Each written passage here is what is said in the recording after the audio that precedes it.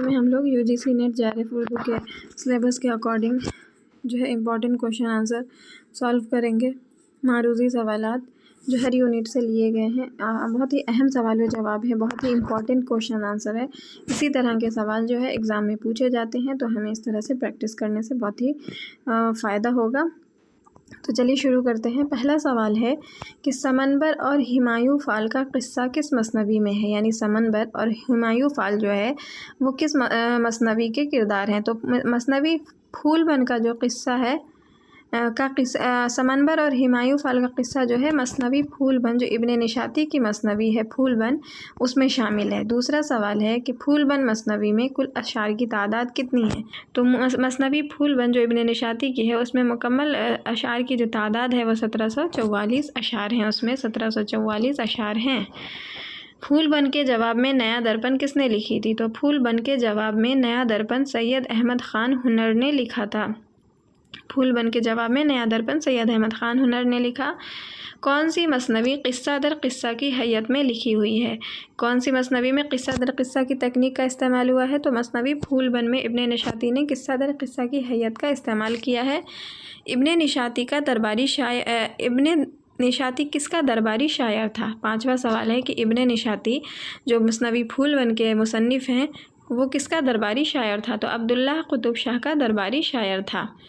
چھٹا سوال ہے کہ فیض احمد فیض کی وفات کب اور کہاں ہوئی تھی؟ تو فیض احمد فیض کی وفات جو ہے وہ 1984 عیسوی میں ہوئی تھی۔ 84 عیسوی میں لاہور میں ہوئی تھی۔ لاہور یہاں پہ چھوٹ گیا لکھنا، تو ان کی وفات جو ہے ان کا انتقال لاہور میں ہوا تھا 1984 عیسوی میں۔ ساتواں سوال ہے کہ جوش ملیح آبادی کی نظم جنگل کی شہزادی ان کے کس مجموعے میں شامل ہے؟ تو جوش ملیح آبادی کی جو نظم ہے جنگل کی شہزادی ان کا مجموعہ ہے، شعری مجموعہ نقش و نگار، اس میں شامل ہے۔ اس معروضی سوالات میں زیادہ تر شاعری کے تعلق سے سوالات ہیں، یونٹ 3 یونٹ 4 اور یونٹ 2 کے تعلق سے زیادہ سوال ہیں۔ باقی اور یونٹ سے بھی کچھ سوال ہیں، ملو جلو سوالات ہیں، جو امپورٹنٹ کوشچنس ہوتے ہیں وہ ہیں۔ آٹھواں سوال ہے کہ نظم جنگل کی شہزادی کس حیت میں ہے؟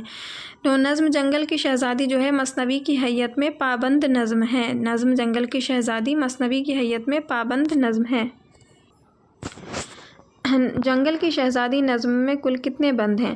تو جنگل کی شہزادی جو جوش ملیح آبادی کی نظم ہے جنگل کی شہزادی، اس میں کل 8 بند ہیں۔ شاعری موضوع اور پرترنم الفاظ میں دلی جذبات کا اظہار ہے، یہ قول کس کا ہے؟ شاعری کے تعلق سے کہ شاعری موضوع اور پرترنم الفاظ میں دلی جذبات کا اظہار ہے، یہ قول مجنوں گورکھپوری کا ہے۔ ہمارے ملک سخن میں سے سینکڑوں مثنویاں لکھی گئیں، مگر ان میں فقط 2 نسخے ایسے نکلے جنہوں نے طبیعت کی موافقت سے قبول عام کی سند پائی، ایک سحر البیان اور دوسری گلزار نسیم، اور تعجب یہ ہے کہ دونوں کے رتبے بالکل الگ الگ ہیں۔ یہ ان دونوں مثنویوں کے تعلق سے کس کا قول ہے؟ تو یہ محمد حسین آزاد کا قول ہے کہ ہمارے ملک سخن میں سے سینکڑوں مثنویاں لکھی گئیں، مگر ان میں فقط 2 نسخے ایسے نکلے جنہوں نے طبیعت کی موافقت سے قبول عام کی سند پائی، ایک سحر البیان اور دوسری گلزار نسیم، اور تعجب یہ ہے کہ دونوں کے رتبے بالکل الگ الگ ہیں۔ یہ جو ہے محمد حسین آزاد کا قول ہے۔ 12واں سوال ہے کہ کربل کتھا میں کل کتنی منقبتیں شامل ہیں؟ کربل کتھا میں کل کتنی منقبتیں شامل ہیں؟ تو 10 منقبت شامل ہیں۔ باغ و بہار کا پیش لفظ کس نے لکھا تھا؟ تو ڈاکٹر جان گلکرسٹ نے باغ و بہار کا پیش لفظ لکھا تھا۔ ڈرامہ ضحاک کب شائع ہوا تھا؟ تو محمد حسن کا جو ڈرامہ ہے ضحاک 1980 میں شائع ہوا تھا۔ جوش ملیح آبادی کا پہلا مجموعہ روح ادب کب شائع ہوا تھا؟ تو 1920 عیسوی میں شعری مجموعہ روح ادب شائع ہوا تھا۔ جوش کی خود نوشت کا نام کیا ہے؟ تو یادوں کی بارات جوش کی خود نوشت کا نام ہے۔ البیلی صبح کس کی نظم ہے؟ تو البیلی صبح کے مصنف ہیں جوش ملیح آبادی۔ عصمت نے ہندوستان کے متوسط طبقے اور مسلمانوں کے شریف خاندانوں کی بھول بھلیاں کو جس جرات و بے باکی سے بے نقاب کیا ہے، اس میں ان کا کوئی شریک نہیں، وہ عورت ہیں مگر اس سے زیادہ ایک فنکار ہیں، یہ قول کس کا ہے؟ تو آل احمد سرور کا قول ہے عصمت چغتائی کے تعلق سے کہ عصمت نے ہندوستان کے متوسط طبقے اور مسلمانوں کے شریف خاندانوں کی بھول بھلیاں کو جس جرات اور بے باکی سے بے نقاب کیا ہے، اس میں ان کا کوئی شریک نہیں، وہ عورت ہیں مگر اس سے زیادہ ایک فنکار ہیں۔ ولی دکنی کو ریختہ کا استاد کس نے کہا ہے؟ تو میر تقی میر نے ولی دکنی کو ریختہ کا استاد کہا ہے۔ منٹو نے اپنے کس افسانے میں ترقی پسندوں کو نشانہ بنایا، یعنی ترقی پسندوں کی جو کمزوریاں تھیں اس کو نشانہ بنایا ہے؟ تو منٹو نے اپنے افسانہ بدتمیز میں ان ترقی پسندوں کی کمزوریوں کو نشانہ بنایا ہے۔ جیلانی بانو کا پہلا افسانوی مجموعہ کون سا ہے؟ تو جیلانی بانو کا پہلا افسانوی مجموعہ ہے روشنی کی مینار۔ میر حسن نے اپنی مثنوی کو کیا کہا ہے؟ تو میر حسن نے اپنی مثنوی کو بت خانہ چیں کہا ہے۔ لفظ و معنی کے مصنف کون ہے؟ تو شمس الرحمن فاروقی لفظ و معنی کے مصنف ہیں۔ اور بازیافت کس کا مضمون ہے؟ تو شمس الرحمن فاروقی کا مضمون ہے۔ دریافت اور بازیافت شمس الرحمن فاروقی کا مضمون ہے، اور لفظ و معنی کی جو ہے کتاب وہ شمس الرحمن فاروقی کی ہے، یعنی لفظ و معنی کے مصنف جو ہے شمس الرحمن فاروقی ہے، اور دریافت اور بازیافت جو مضمون ہے وہ بھی شمس الرحمن فاروقی کا ہے۔ اردو کی کہانی کے مصنف کون ہے؟ تو اردو کی کہانی کے مصنف ہیں احتشام حسین۔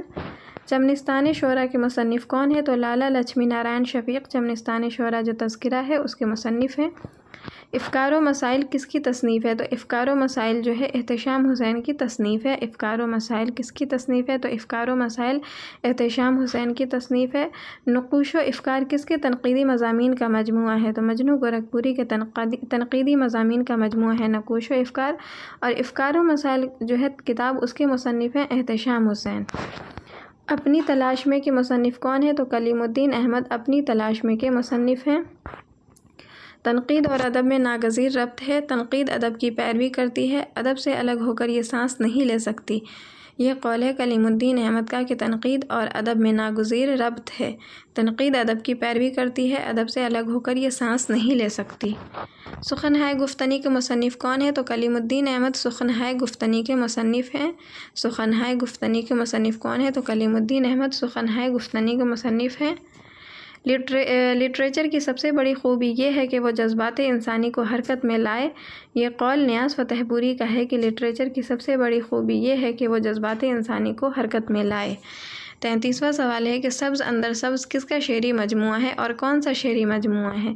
تو سبز اندر سبز جو ہے شمس الرحمن فاروقی کا دوسرا شعری مجموعہ ہے۔ سبز اندر سبز شمس الرحمن فاروقی کا دوسرا شعری مجموعہ ہے۔ ادب اور زندگی اور ادب اور انقلاب کے مصنف کون ہے؟ تو اختر حسین رائے پوری ادب اور زندگی اور ادب اور انقلاب کے مصنف ہیں۔ غالب کی بت شکنی کس کا مضمون ہے؟ تو سید احتشام حسین کا مضمون ہے غالب کی بت شکنی۔ غالب کی بت شکنی جو ہے سید احتشام حسین کا مضمون ہے۔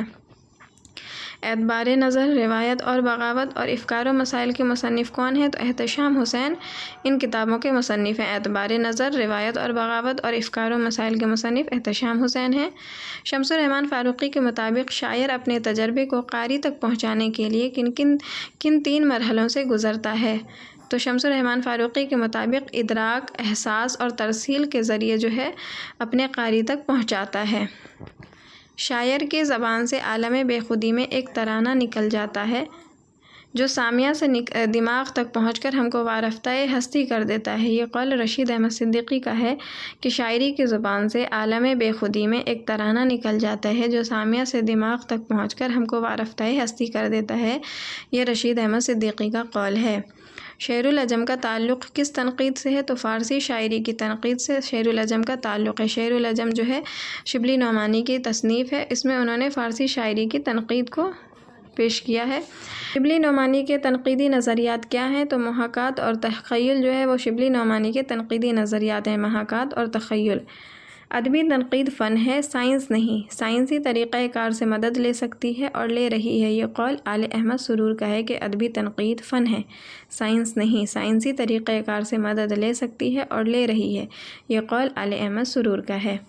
محمد حسین آزاد نے اردو تنقید کی بنیاد رکھی مگر ٹیڑھی، پھر بھی یہ کیا کم ہے کہ انہوں نے بنیاد تو رکھی۔ یہ قول احسن فاروقی کا ہے کہ محمد حسین آزاد نے اردو تنقید کی بنیاد رکھی مگر ٹیڑھی، پھر بھی یہ کیا کم ہے کہ انہوں نے بنیاد رکھی۔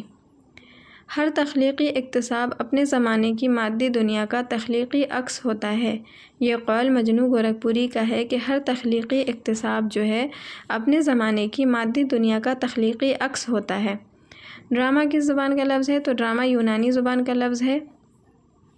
کمرشیل اسٹیج کی سب سے بڑی دریافت آغا حشر تھے۔ آغا حشر کشمیری تھے جن کے ڈرامے مدت تک ہلچل مچاتے رہے۔ یہ قول محمد حسن کا ہے کہ کمرشیل اسٹیج کی سب سے بڑی دریافت آغا حشر تھے جن کے ڈرامے مدت تک ہلچل مچاتے رہے۔ یہ محمد حسن کا قول ہے۔ شہزادہ بدر منیر کس داستان کا کردار ہے؟ تو داستان بوستان خیال میں شہزادہ بدر منیر کا کردار بیان ہوا ہے۔ اگر اردو شاعری کو ایک اکائی فرض کر لیا جائے تو آدھی شاعری صرف اصغر گونڈوی کی ہے۔ یہ قول مولانا ابوالکلام آزاد کا ہے کہ اگر اردو شاعری کو ایک اکائی فرض کر لیا جائے تو آدھی شاعری صرف اصغر گونڈوی کی ہے۔ یہ قول مولانا ابوالکلام آزاد کا ہے۔ تو یہ کچھ اہم معروضی سوالات تھے، اہم امپورٹنٹ کوشچن آنسر۔